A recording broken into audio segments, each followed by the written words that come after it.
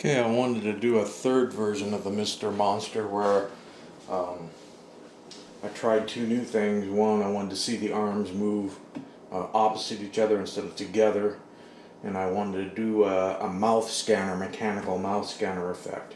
So that's what this one's all about. So you have the opposite moving arms, and then hopefully the mouth scans back and forth.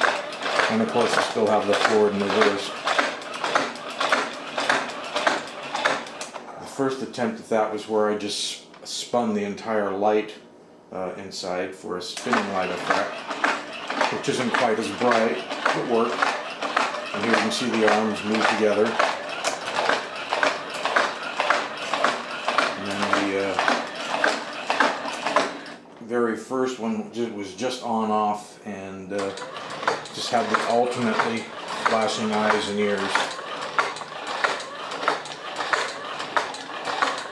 And for whatever reason the gearbox in this one is the motor and gearbox are a little bit slower. I thought it was the batteries, but it's actually the motor gearbox is a little bit different.